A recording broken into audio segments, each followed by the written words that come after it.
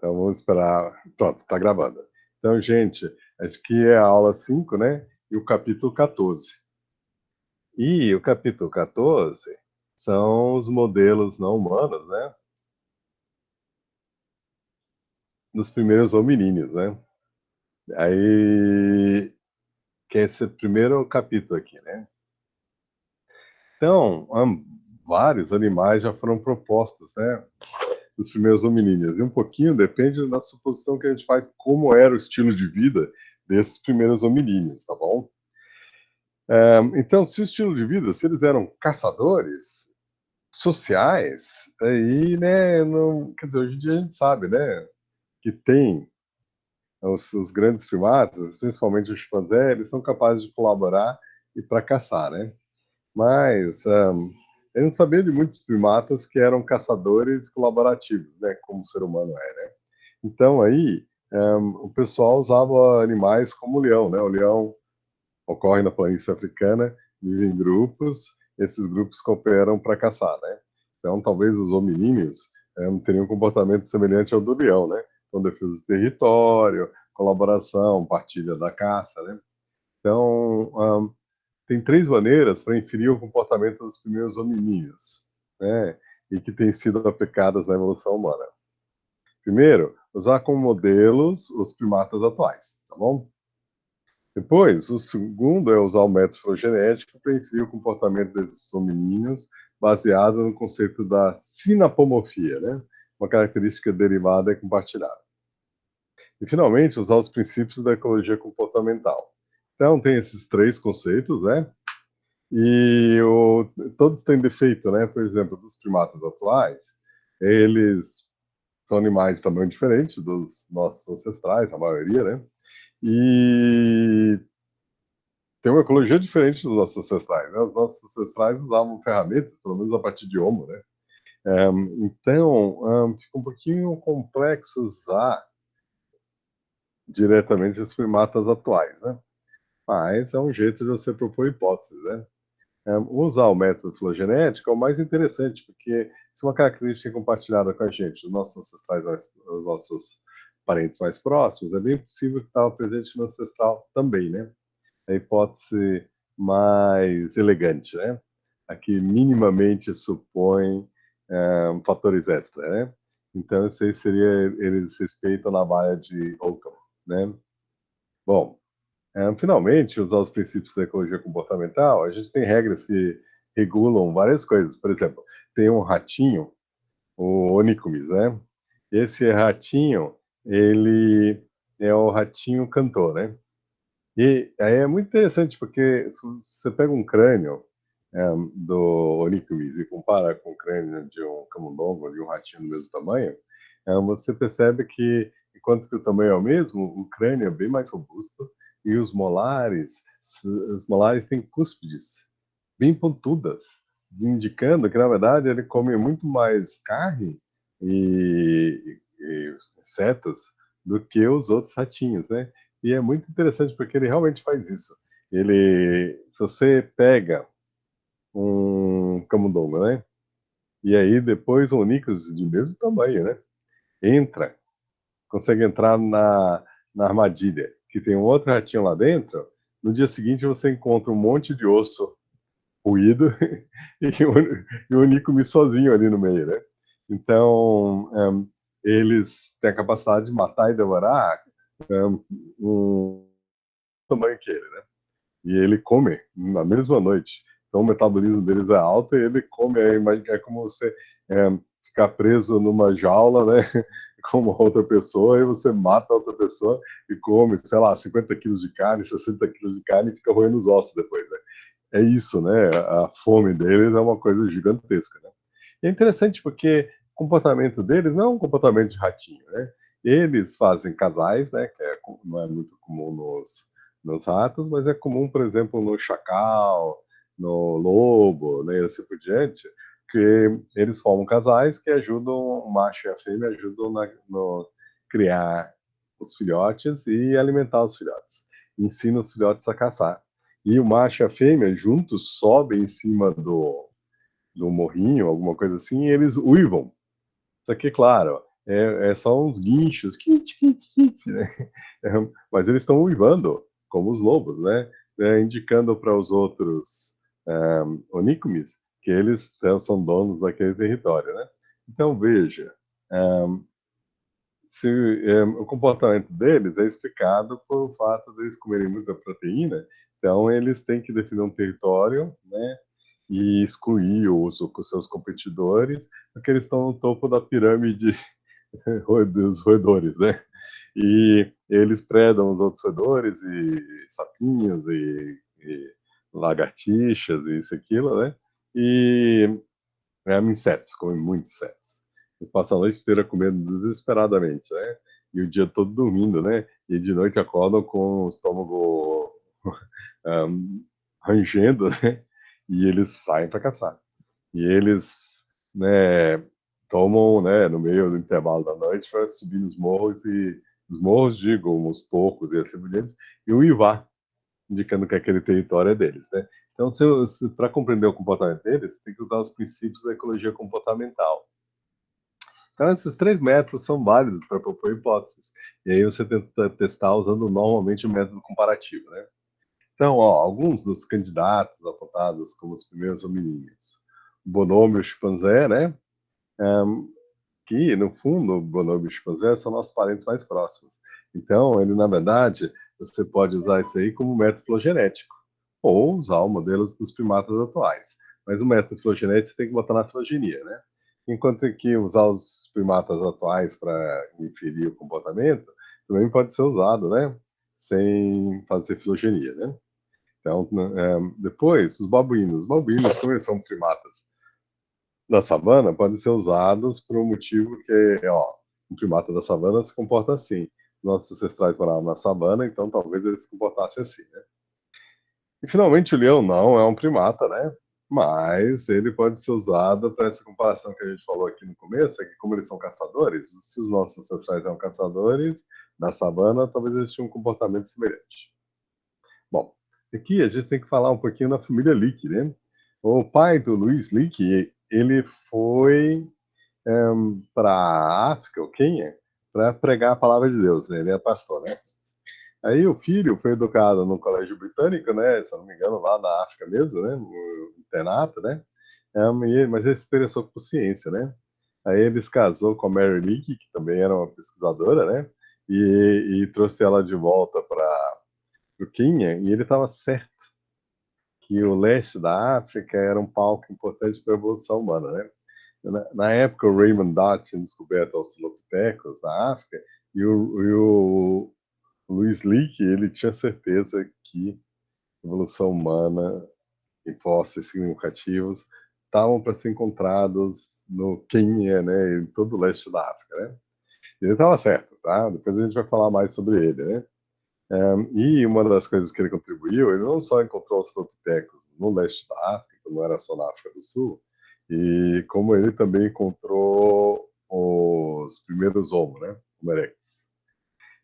E aí a gente tinha, ele demonstrou, né, de que os australopithecus tinham uma encefalização crescente, uma dentição reduzida e usavam ferramentas. E aí ele propôs que, então, para você mudar a definição do que é o gênero Homo, né, para poder incluir o uso de ferramentas e aí propor que o Homo habilis era o primeiro exemplar do gênero Homo, né? Então, e foi interessante porque normalmente eles não mexem na definição do gênero, né? Mas nesse caso eles aceitaram, né? E tinha alguns pesquisadores que queriam dizer que o Australopithecus era o Homo habilis era um Australopithecus habilis, só que não colou, né? O Leakey acabou, então se veja, o Leakey é super importante. Só que ele teve um filho, o Richard Leakey, que continuou sendo pesquisador, né? Então foi a segunda geração. E ele se casou com a Miv Leakey, que também era antropóloga, contribuiu com fósseis, né? E o,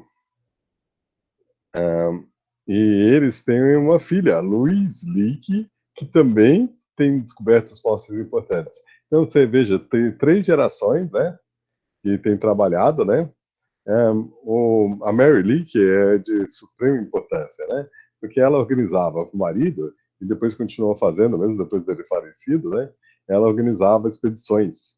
E todo mundo que queria ser alguém na antropologia na África tinha que passar pelos acampamentos da Mary Leakey, né?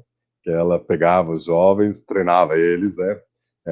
Botava eles na África para aprendia como procurar fósseis na África e lidar com doenças africanas, com todos os problemas, né? Então era considerado um must. Você queria ser antropólogo, por exemplo, um, Timothy White, né? O Donald Johanson, né? Que descobriram a Lucy, eles passaram a mão da Mary Leakey, né? Todo mundo passou na mão da Mary Leakey, né?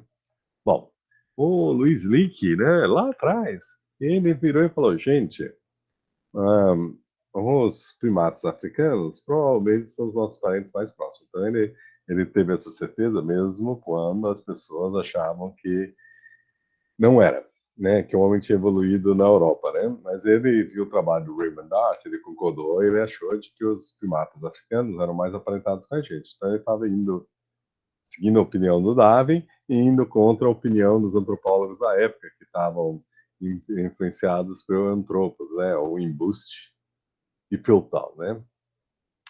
E ele falou: a gente tem que estudar. A gente sabe que os macacos podem fazer um monte de coisa. Eles podem acender cigarro, eles podem aprender a se vestir, um monte de coisas, né? Mas como que é o comportamento deles na natureza? Aí, quando ele foi contratado no Museu de História Natural do Quênia, ele ficou encorajando o estudo dos grandes macacos na natureza, né? Ele, inclusive, né? Ele é um grande estudioso de leões, né? Ele, deixa eu ver, acho que alguém acabou de chegar e talvez esteja esperando a autorização para entrar, né? É, não, então tá, vou voltar lá. É, então, ele, teve um grande pesquisador de leões, né? Que, o Shala, né? E ele foi lá estudar o gorila, ele ficou um ano estudando o gorila, né? Só que aí depois ele foi estudar outras coisas. E o Link chegou e falou: quer saber? Os homens, eles não aguentam ficar no meio do mato durante muito tempo. Porque eles querem ver outras pessoas, eles não têm a fibra moral e a coragem, né, para ficar no meio do mato durante um longo período de tempo. E aí ele percebeu de que, na verdade, as mulheres são melhores, né? Porque as mulheres queriam vencer na antropologia, sabia que era difícil e sabia de que para conseguir entrar, elas iam ter que ter alguma coisa que ninguém mais tinha, né? Então, ele começou a emplacar. Então, você tem a Jane Goodall, ele mandou estudar chimpanzés no Gombe. A Biruté Galdicas, ele mandou estudar orangotangos na Indonésia, né? Um, e a Diane Foss, ele mandou para estudar gorilas nas montanhas do Ruanda, né? Então, o link é super importante, né? E a Diane Foss, então, foi primeiro, né, a descobrir que os gorilas normalmente são vegetarianos, né? Que são bem doces e carinhosos, né? Então, você tem um macho gigantesco pegando uma folha e fazendo cosquinha na barriga no filhote, né? E, então, isso é da Diane Foss. E aqui a gente tem a Biruté Galdicas, né? A Biruté Galdicas, ela foi estudar orangotangos lá na, nas ilhas lá de Bornéu e Sumatra, né? E a Jane Goodall é a mais famosa no sentido que ela ficou décadas estudando os chimpanzés, né? E ela fundou, né, uma associação, né? Então, ela, ela descobriu um monte de coisas interessantes. E aqui a gente tem uma piada do Gary Lawson, né, do Far Side. E é muito engraçado. Ele faz piadas, ele gosta de biologia, né? Porque ele vive fazendo piadas biológicas, né? E aqui se tem uma chimpanzé, e o chimpanzé é ela falando, olha, olha, um outro cabelo loiro, né? Conduzindo um pouquinho mais de pesquisa com aquela vagabunda Jane Goodall. E os advogados da Jane Goodall foram processar o Gary Lawson, né? E claro, a Jane Goodall estava no campo. Aí quando ela voltou, os advogados estavam Falaram para ela, e outra coisa que a gente fez foi processar um, né, uma charge de um cartunista, né? Ela falou, é? Não é o Gary Larson. Ela falou, ué, eu gosto do Gary Larson. Como que era essa piadinha, né? Aí eles mostraram para ela. E a Jane Goodall morreu de rir e falou, pode parar com esse processo, né? Inclusive, no Instituto Jane Goodall, eles adotaram a piadinha, tá? Então, ou seja, né? Advogado é advogado, né? Advogado, né? Espírito de porco, né? Eles, né? E assim por diante. Mas biólogo tem senso de humor, né? Ela achou muito engraçada a piada que o Gary Larson fez com ela e adotou, né? Então, e o trabalho da Jane Goodall é brilhante, né? Ela descobriu que os chimpanzés no mato ficavam em grupos de fissão e fusão, né? Eles se juntam e se dividem, né? E principalmente as fêmeas têm que sair para se alimentar sozinhas, né? Então enquanto que elas gostam de passar tempo socializando com outras fêmeas e com os machos, né? Que muitos são filhos dela e assim por diante, né? Ou são sobrinhos, ou o que seja, né? Elas, elas têm que sair do grupo para poder se alimentar, porque senão, não tem comida para todo mundo, né? Então, eles estão em grupos de fissão e fusão, né? Eles vão se reunindo quando tem algum recurso que junta todo mundo, mas eles se dividem para forragear normalmente. Eles são altamente sociais, os bandos em que eles vivem podem chegar a 50 indivíduos, né? O mais surpreendente da pesquisa dela é o fato que eles caçam cooperativamente, né? Então depende do grupo, né? Então aqui a gente tem eles caçaram um filhote de antílope, né? Então em algumas regiões eles têm a época dos filhotes de antílope e eles se organizam para caçar os filhotes de antílope. E muito frequentemente eles caçam primatas, né? Então tem alguns grupos que se especializam em caçar primatas. E não só isso, eles também praticam guerra e canibalismo, né? Então, isso aí foi muito interessante. E tem mais. O... Eles usam ferramentas, então aqui você tem um chimpanzé com um pedaço de pau enfiando no cupizeiro, né? E aqui, isso aí foi um experimento de outra pessoa, né? Mas ele pegava e botava um leopardo empalhado, né? Com um filhote de chimpanzé, que na verdade é um brinquedo, né? Nos braços do leopardo, né? E aí ele deixava no meio dos chimpanzés, na verdade, ele botava as bananas lá e tudo, e os chimpanzés vinham e chegavam. Ele tinha um pano cobrindo o leopardo.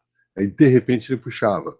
Aí ele via a reação dos chimpanzés. E uma coisa que ele observou é que os chimpanzés da floresta subiam nas árvores e jogavam galhos lá de cima, né? E os chimpanzés da savana africana, eles pegavam porretes e madeira, pedaços de madeira, e iam para cima do leopardo, né? Isso aí é interessante porque, claro, né, o chimpanzé é um bicho da floresta, mas em alguns lugares eles marginal, né? Enquanto que eles tentam passar o maior tempo possível nas florestas, eles também saem da floresta porque para passar de uma mancha de mata para outra, né? E nesses lugares eles estão expostos a predadores. Então, o fato de que nesses lugares eles também têm mais coragem no sentido de pegar porretes e ir para cima de uma ameaça, e ó, o chimpanzé é muito forte, né?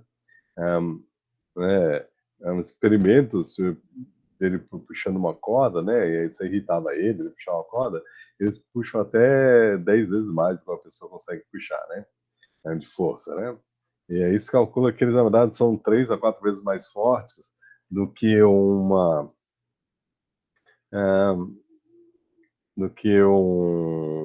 um atleta de primeira linha, né? Um, ou seja, os pesos que eles conseguem levantar são absurdos, né? Um, e isso aí tem mais a ver com as alavancas, né? Então, né, as projeções dos ossos permitem você fazer uma alavanca que aumenta muito a força, né? Então, quando você pega um pedaço de pau e bate com ele, a velocidade que ele consegue botar ali na ponta é estupenda, né? Bom, e aqui a gente tem um chimpanzé jogando uma pedra no observador, né? Na verdade, não é nenhuma pedra, né? É um filhotinho, mas ele está jogando um paralelepípedo, né? isso aí também é eficaz na defesa. Finalmente, a gente tem aqui um chimpanzé que está usando uma pedra grande, uma pedra pequena, como um pilão, né? Então, você tem um pilão e você tem, né, a, a parte baixa do pilão, né? Então, ele está, que seria a bigorna, né? E aí ele está usando o martelo e a bigorna para estourar castanhas, tá bom? Bom, aqui a gente tem Getty Images, né? Uma foto de uns babuínos na savana, né? E aí eles estão se locomovendo, né? E normalmente as fêmeas com filhotes ficam no meio e os machos ficam em volta, né? Eles são maiores, né? Ah, e chimpanzés, desculpe, os babuínos, eles também caçam, né? Eles têm esses caninos enormes, esses dentes grandes, eles pegam bezerros de gazela, né? E eles, hum, hum, eles se juntam em bandos que são super agressivos e que podem se defender de predadores, pelo menos do tamanho de um leopardo, né? Leão é um pouco grande para eles, né? Mas até um leopardo eles conseguem se defender. Então, leopardos, hienas e assim por diante, né? E eles também, muitos dos babuínos da savana, comem talo de grama, né? Então isso aí também foi usado para propor como que eram os nossos ancestrais, né? E aqui a gente tem leões, né? Leões caçam em grupo, né? Então aqui eles estão caçando um búfalo africano, né? E veja, as fêmeas que caçam, né? Os machos entram depois, né? Eles caçam girafas, né? Uma girafa pode ter mais de 1.000 quilos, né? Uma tonelada. Eles caçam filhotes de elefante, né? Então, né? Ou seja, eles quando passa um bando de elefantes, se tiver um filhote, existe um risco dos e aí os machos ajudam, porque para pegar um filhote de elefante, os machos têm que ajudar, né? E claro, enquanto que o leão, normalmente as fêmeas caçam e os machos roubam a carcaça, né? E depois deixam elas comerem. É, quando os machos estão dispersando, ou seja, dois ou três machos que podem ser irmãos, né? E eles caçam. Então, aqui você tem dois machos dispersando, né? E aí eles estão caçando um búfalo africano, né? Agora, hoje, a gente vê esse modelo, né, o leão como modelo, e leão, hiena e assim por diante, é, é baseado no conceito do homem como caçador, algo que ocorreu tardiamente e hoje esse modelo é visto como limitado. Na verdade, a hiena é mais interessante como modelo do que o leão, que a hiena vive de carcaças, e não necessariamente ela caçou. Se bem que hoje a gente sabe que em alguns lugares da África, 90% do que uma hiena come, ela caça à noite. Então ela é caçadora, né? E então também não é um bom modelo, né? Porque os nossos ancestrais provavelmente usavam carcaças que eles achavam, né? E como eles tinham ferramentas, eles podiam estourar os ossos e pegar o tutano, que é mais difícil para os animais comerem, né? Precisa de dentes de hiena, e mesmo assim um osso de elefante é difícil de quebrar na boca, né? Bom, aqui a gente tem a África na época da origem dos nossos ancestrais.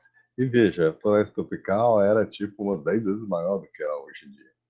E a floresta semidecida, né, ela era ainda maior, né, e ocupava a região hoje que a gente associa à savana.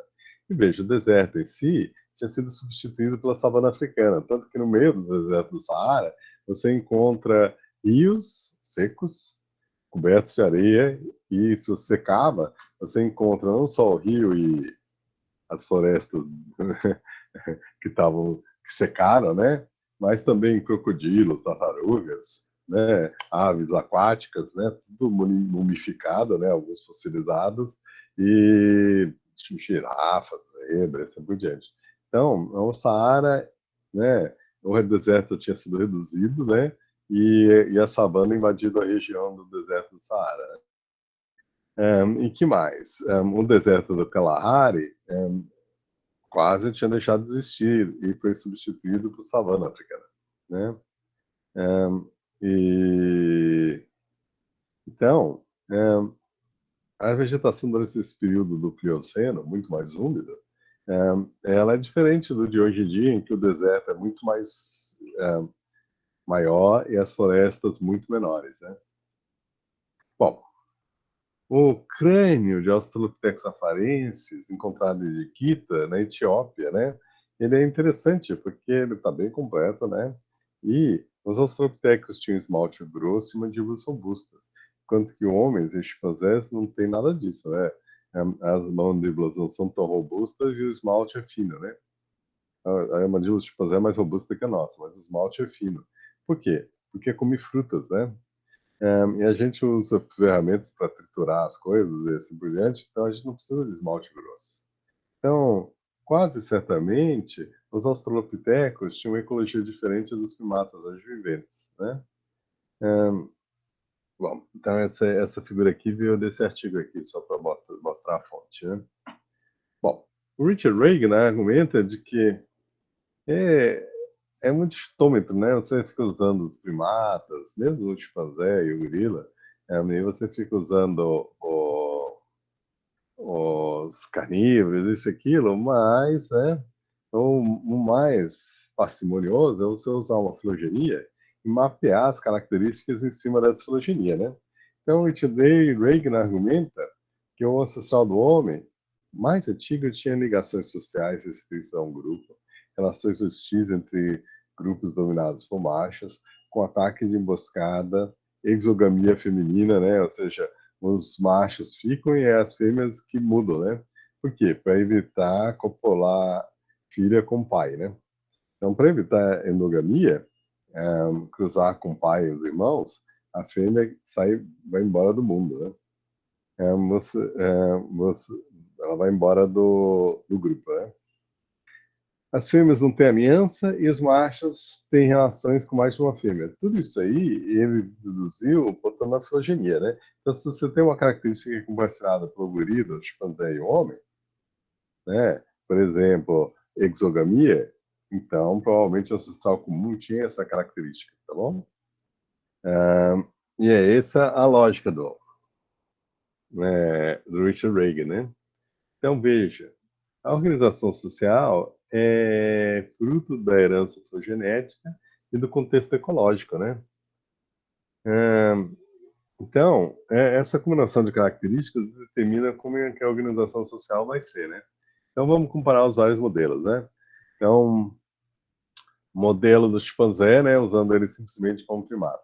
Depois, o filogenético, que não importa o que o chimpanzé faça, ele tem que ser compartilhado homem e chimpanzé, ou gorila, chimpanzé, homem, ou orangotango, gorila, chimpanzé, homem, para você achar que então o ancestral comum também tinha essa característica. Então, veja, o modelo chimpanzé é diferente do comparação filogenética. E behavioral ecology, né? Você usar as regras do comportamento e a dieta inferida para você tentar deduzir como que era a organização social.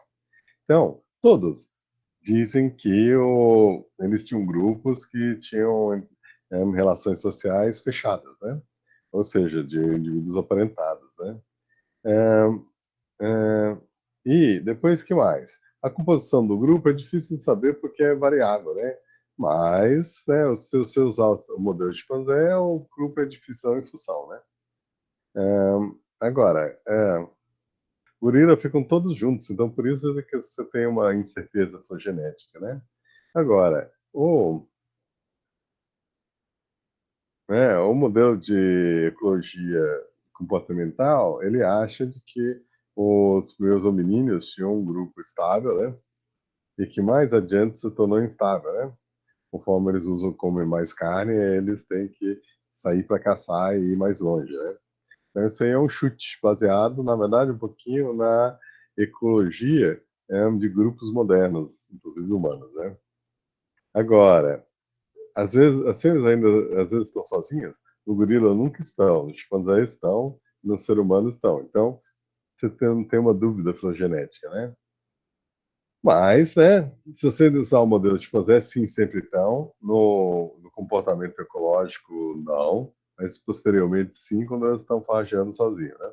E os machos estão sozinhos, todos eles dizem sim, menos o de comportamento ecológico, que acreditava que você tinha grupos estáveis que nem o do gorila, né? Depois, exogamia. Bom, sim. E sim e não, né? Dependendo dos outros comparações, né?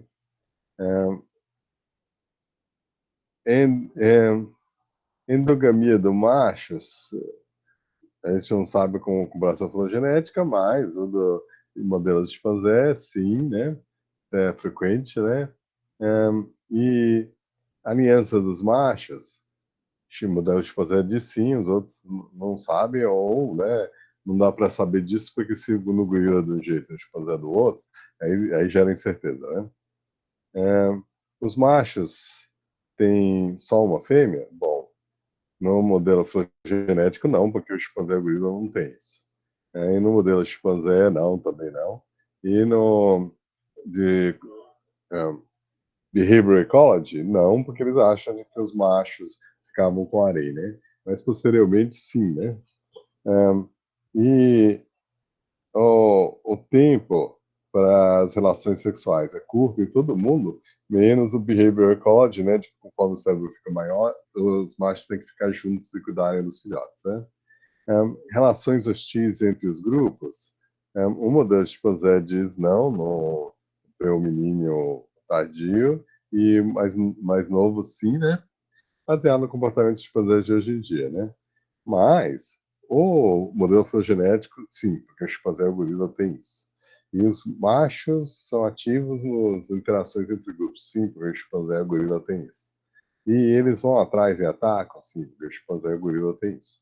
Então, o modelo filogenético, ele é, quando é uma característica compartilhada, ele é bem veemente, ele tem uma opinião fixa sobre as coisas, né? E aqui a gente tem relações. É, ó, a distribuição dos machos, a distribuição das fêmeas, né? E aqui é com parente e não parente, né? E veja, o que é comum? O macho pode ser um grupo de machos que não são aparentados, com um grupo de fêmeas que são aparentadas, isso aí são todos os macacos, tá bom? E aqui os símios, né? Os machos estão com parentes e as fêmeas ou são solitárias ou elas estão né, com não parentes, tá bom? Esse aí é o comum, né? E essa zona aqui, os machos e as fêmeas estão com parentes, essa aqui não ocorre, né? Então, veja, female kin bonded, as fêmeas com kin e os machos são ou não aparentados ou são solitários, né? Isso aí é um jeito de ser. E aí, o outro é, é os machos são aparentados, né? Então, com, né, com kin, né? Com parentes, e as fêmeas são solitárias ou com non-kin, né? Então, um, parece que tem. Os macacos fazem de um jeito, normalmente, e os símios fazem ao contrário, tá bom? E essas relações podem ser estáveis ou não estáveis, né? Mas as duas ocorrem, né? Então, moral da história, né? Parece que os macacos do Novo Mundo tem muita variação no grupo, né? Mas os macacos do Velho Mundo, Catarrhine, né? E aí a família Cercopithecidae, vocês têm, a gente tem o female kin bonding, né? Ou seja, as fêmeas são filopátricas, elas patrulham o território, e os machos, quando ficam adultos, se despedem da mãe e vão embora para arrumar um bando de fêmeas para morar junto, com os quais ele não é aparentado, né? Então, female kin bonding é comum e compartilhado nos macacos do Velho Mundo. Agora, os gibões são monogâmicos, né? E aí, os orangotangos têm são solitários com o harém explodido, né? Ou seja, o macho engloba o território de várias fêmeas, todo mundo foragindo sozinho, só que quando as fêmeas entram no extra, o macho defende elas dos outros machos e procura elas para copular, né? E no gorila você tem um, um harém de um macho só, e se o pai morre, o filho herda, né? E veja, então, a residência do macho estabelecida ocorre a partir desse momento, né? E aí, meio que inbreeding ocorre nos chimpanzés e no homo, né? E aí você tem uma situação em que os machos são kin-bonded, ou seja, eles são aparentados e é um grupo de machos aparentados. Então, veja, essa situação, no fundo, a moral dessa é, se os machos são kin-bonded, as fêmeas são solitárias ou estão não aparentadas, né? Se as fêmeas são kin-bonded, os machos são estão num grupo sem parentes ou solitários, né? Então, ou isso ou aquilo, né? Ou as fêmeas são kin-bonded ou os machos são kin-bonded. Mas se os dois juntos e kin-bonded não ocorre, porque aí você tem endogamia no grupo, tá? Então, na filogenia, usando o método lá do Richard Graham, você tem que os primatas se tornam sociais, de uma forma, praticamente todos eles são, né? Aí você tem os macacos do Novo Mundo se separando há 35 milhões de anos, talvez mais, né? E aí você tem, então, essa é a fauna de Fire, né? E depois você tem os Old World Monkeys, a família Cercopithecidae, né? Que é a família do babuíno, do macaco com lobo, né? E a residência do macho com pequenos grupos sociais e os machos associados, isso aí ocorre no ramo que leva os macacos africanos, né, os símios africanos, né? E aí você tem um esforço parental maior com relações macho e fêmea mais fortes e mais duradouras. Isso aí começa a partir de, sei lá, entre 2,5 e 10 milhões de anos dos primeiros hominíneos, né? E aí, um estilo de vida como humano moderno e com parâmetros parecidos, e com mudanças no comportamento maternal, longevidade, uma linguagem mais flexível e o uso mais flexível da tecnologia, tudo isso aí pode se originar nesse momento em que você tem os hominídeos da origem aos Homo sapiens arcaicos, né? E depois, você tem os homens anatomicamente modernos, eles talvez eles tenham um comportamento como os caçadores-coletores do deserto do Kalahari, né? Então, você, inclusive, tem uma piadinha, né? Que um grupo de caçadores-coletores são composto, o grupo médio é composto de 20 caçadores, normalmente os homens, 20 coletores, normalmente as mulheres, e 5 antropólogos fazendo doutorado deles com o grupo. Mas então, você tem um comportamento de feição em função e competição entre os grupos, que talvez é associado aos homens anatomicamente modernos, vivendo um estilo de vida semelhante ao dos caçadores-coletores, como os Nambiquara, né, aqui na América do Sul, né? E depois, finalmente, você tem o final do Pleistoceno e você tem respostas adaptativas, talvez o uso de agricultura, né? Por causa é, do, diminuição de recursos conforme a população se torna maior, né? Ah, achei que a gente já tinha visto isso. A gente já viu. Então, as últimas perguntas que a gente faz ah, por que as espécies extintas deveriam ter ah, comportamentos únicos? Você sabe disso? Provavelmente é porque a anatomia deles é diferente dos animais modernos, né? Então, se a anatomia é diferente, provavelmente isso aí é resposta a um ambiente diferente, né? Como que funciona esse princípio primário, né? Essa técnica do princípio primário para inferir o comportamento social ancestral usado pelo Richard Reagan, né? Ou seja, a filogenia, por que ele é considerado mais difícil, mas mais informativo do que os modelos de uma espécie só, né?